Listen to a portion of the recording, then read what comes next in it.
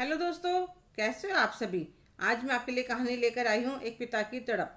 मैं आलोक जब से अपने बेटे विजय के पास से आया हूँ, जब से दिल उदास हो गया है। पत्नी के देहांत के बाद मैं बिल्कुल अकेला हो गया था, तो विजय जाता हुआ जिद करके अपने साथ मुझे भी अमेरिका ले गया। उसकी पत्नी पूजा का व्यवहार कुछ अलग सा था। एक दिन 5 बजे चाय पीने की इच्छा ही तो सोचा क्यों किसी को परेशान करूँ। जैसे ही रसोई में गया, आवाज़ सुनकर पूजा उठकर आ गई। अगर आपको कुछ चाहिए था तो मुझे आवाज़ दे देते। उसका बोलने का ढंग इस तरह था कि मेरी दोबारा रसोई में कभी जाने की हिम्मत नहीं हुई। सुबह से दांतों में दर्द था तो मैंने सोचा गोली ले लेता हूँ, आराम हो जाएगा। बेटा ऑफिस चला गया तो दोपहर तक भी आराम नहीं आया, तो मैंने कहा बहू थोड़ी सी खिचड़ी बना दो। कहने लगी अभी तो मैंने खाना बना दिया है, सब्जी रोटी खा लीजिए, शाम को बना दूंगी। पेट में भूख सी एक रोटी खाई तो मुंह में और भी सूजन आ गई। मैं अपने कमरे में लेटा अपनी पत्नी को याद कर रहा था। वह मेरा कितना ध्यान रखती थी। शाम को बेटा ऑफिस से आया तो सूजा हुआ मुंह देखकर तुरंत डॉक्टर के पास ले गया। तब जाकर आकर पता चला डॉक्टर ने कितनी फीस ली, तो पूजा का बड़बड़ाना चालू हो गया। रात को कमरे में दोनों की खूब लड़ाई हुई। तो मैंने फैसला किया कि मैं वापस अपने देश चला जाऊंगा। मैं नहीं चाहता था कि मेरी वजह से मेरे बेटे का घर बिगड़े।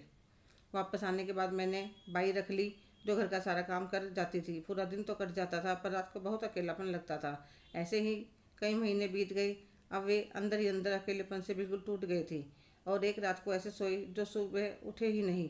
सुबह दूध वाला आया, अखबार वाला आया। जब काफ़ी समय हो गया और दरवाज़ा नहीं खोला, तो उनके खास पड़ोसी थे, उन्होंने आवाज़ लगाई। जब कोई रिस्पॉन्स नहीं आया, थोड़ी देर इंतजार करने के बाद दरवाज़ा तोड़ दिया।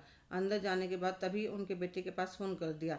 बेटा फ़ोन सुनते ही भागा आया। वह अपने पिता के पार्थिव शरीर के पास बैठकर फुट फुट कर रोने लगा। सारे काम निपटाने के बाद अगले दिन उसने अपने पिताजी की अलमारी खोली। उसमें मकान के कागज़, बैंक की कॉपियाँ, सब कुछ बहुत ही अच्छी तरह से संभाल कर रखा हुआ था।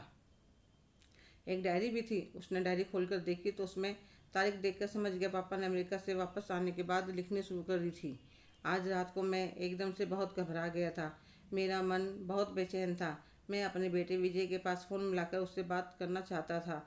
फिर अपने आप को समझा लिया, नहीं, मेरी वजह से वह दुखी होगा। डायरी के अगले पेज पर लिखा था, इस हफ्ते तो समय का पता ही नहीं चला। पड़ोस के मिश्रा जी की बेटी की शादी थी। खूब रौनक लगी हुई थी। कभी कभी मन में आता है बच्चों को ज़्यादा बड़े सपने नहीं दिखाने चाहिए। ज़्यादा पढ़ेंगे, विदेश जाएंगे, बच्चे अपने आप से दूर हो जाते हैं। तब बुढ़ापे में अकेलापन बहुत परेशान करता है। रात को अकेले में डर भी लगता है। डायरी पढ़कर मुझे लगा मैं एक अच्छे बेटे का फ़र्ज नहीं निभा पाया। पापा, हो सके तो मुझे माफ़ कर देना। मैं सब कुछ समझता था, फिर भी अनजान बना रहा और वह एक बार फिर से रोने लगा। हेलो दोस्तों, कैसे हो आप सभी। आज की कहानी आपको कैसी लगी, कमेंट करके ज़रूर बताइएगा। अगर आप मेरे चैनल पर नए हैं तो प्लीज़ लाइक, शेयर, सब्सक्राइब करना ना भूलें। धन्यवाद।